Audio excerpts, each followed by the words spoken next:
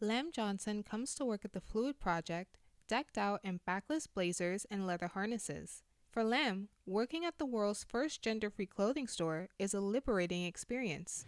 I'm literally all over the place when it comes to like shopping.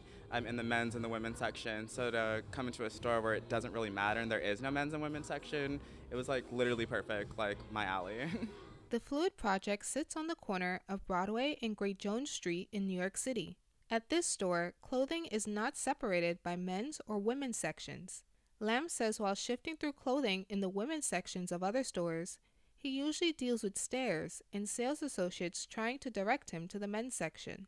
In an extreme case, a woman told a sales associate that Lam was supposedly creeping on people. Lam says he was wearing something similar to a black blazer and hadn't even noticed the woman there.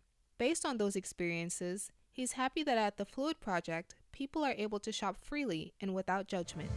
It's spelled Phluid. The P represents a balance of masculine and feminine. The Phluid project's flagship store opened in March of this year and is already a popular spot among LGBTQ youth.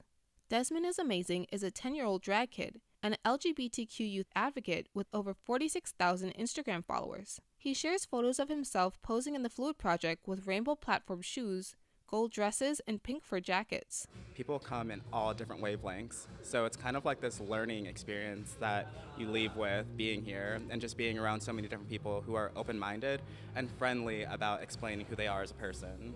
According to the GLAAD Media Reference Guide, non-binary refers to someone whose gender identity falls between man and woman, or outside of both of these terms. For example, someone who is agender doesn't identify as any gender, while someone who is bigender identifies as more than one. However, it is important to note that non-binary is not synonymous with being transgender.